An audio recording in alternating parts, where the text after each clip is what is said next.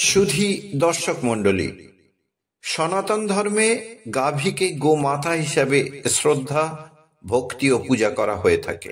প্রত্যেক ব্রত উপবাসে গৌমাতাকে বিশেষ মর্যাদা সহকারে পূজা অর্চনা করা হয়। বিশেষ করে নূতন গৃহপ্রবেশকালে গৌমাতার পিছু পিছু গৃহপ্রবেশ করতে দেখা যায়। যুগ ও সময় বদলে গেছে মানুষের জীবনযাপন। তথাপি আমাদের দেশ ভারতবর্ষে অদ্যাবধি গৌ সংরক্ষণ, গৌ পূজা আন্তরিক শ্রদ্ধার সঙ্গে পালন করা হয়ে থাকে। পৌরাণিক মান্যতা অনুসারে গৌমাতার পূজায় জীবের পুণ্য বৃদ্ধি হয় এবং জীব জন্ম মৃত্যুর চক্র থেকে চিরতরে মুক্ত হয়।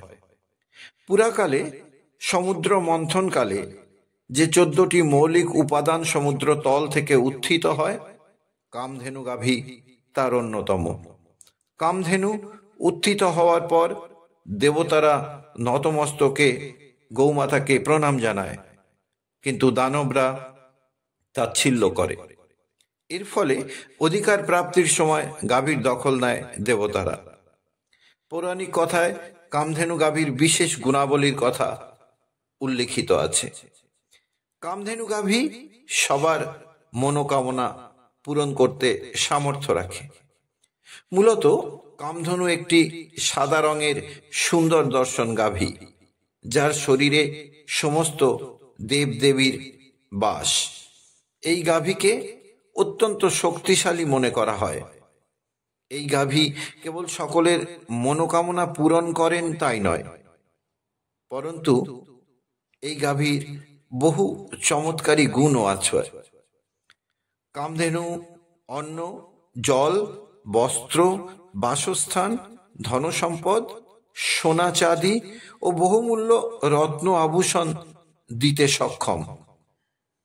কামধেনুর গুণে মুগ্ধ হয়ে দেব দানব উভয় পক্ষ তাকে পাবার জন্য যুদ্ধ শুরু করলে দানবরা তাকে দেখে অভিবাদন না করায় অবশেষে দেবতারা কামধেনুর অধিকার পায় এবং কামধেনু স্বর্গে স্থান পায়। পৌরাণিক কাহিনী অনুসারে কামধেনু গাভী মহর্ষি বশিষ্ঠের আশ্রমে রক্ষিত থাকে।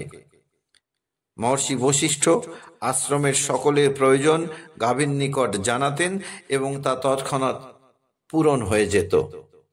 কোনো এক সময় রাজা বিশ্বামিত্র মৃগয়ায় আসেন এবং মহর্ষি বশিষ্ঠের আশ্রমে আতিথ্য গ্রহণ করেন।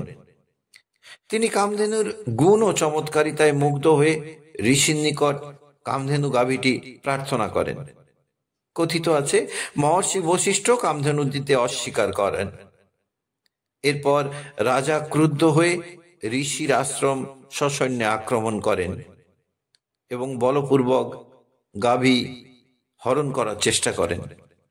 মহর্ষি বশিষ্ঠ গাভীর নিকট অস্ত্রশস্ত্রে সজ্জিত বিশাল সৈন্যদল প্রার্থনা করলে গাভী তা তৎক্ষণাৎ প্রসব করেন।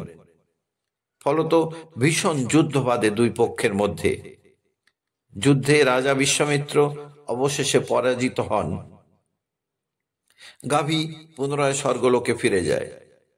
বর্তমানে অন্ধ্রপ্রদেশের নেল্লোর জেলায় উৎপন্ন নেল্লোর প্রজাতির একটি গাভীর তুলনা পুরাকালের কামধেনু ও নন্দিনী গাভীর সঙ্গে করা হচ্ছে। বিগতের দিনে ওই গাভী ব্রাজিলের প্রাণীধন উৎসবে 40 কোটি টাকায় বিক্রি হয়েছে। প্রসঙ্গত উল্লেখ করা যায় যে গোদুগ্ধ অগণিত শিশুর প্রাণ রক্ষা করে এবং গরুর দুধ থেকে দুগ্ধজাত দ্রব্য যেমন ছানা, ঘি, ক্ষীর, সর, ননি, মাখন ইত্যাদি এবং বহুবিধ মিষ্টান্ন উৎপন্ন হয়, যা আমাদের দৈনন্দিন জীবনে একান্ত অপরিহার্য। এছাড়াও গাভীর শরীর থেকে উৎপন্ন পঞ্চগব্য যথা দুগ্ধ, দধি, ঘৃত, গোময় ও গোমূত্র সমস্ত মাঙ্গলিক কাজে ব্যবহৃত হয়। শুদ্ধিকরণে এর প্রয়োজনীয়তা অনস্বীকার্য। ধর্মীয় মান্যতা অনুসারে বাড়িতে কামধেনু গাভীর মূর্তি রাখলে বাড়িতে সাকারাত্মকতা বাস করে এবং নাকারাত্মক শক্তি দূর হয়ে যায়। আপনি যদি বিধিপূর্বক বাড়িতে কামধেনুর পূজা করেন তাহলে আপনার সকল মনস্কামনা পূর্ণ হবে। কামধেনু মূর্তি প্রতিদিন গঙ্গা জলে স্নান করানো উচিত। এতে জীবনে সুখ, শান্তি ও উন্নতি ফিরে আসবে এবং সকল বাধা দূর হবে। আজ এ পর্যন্ত। সবাই মিলে বলুন রাধা রাধা।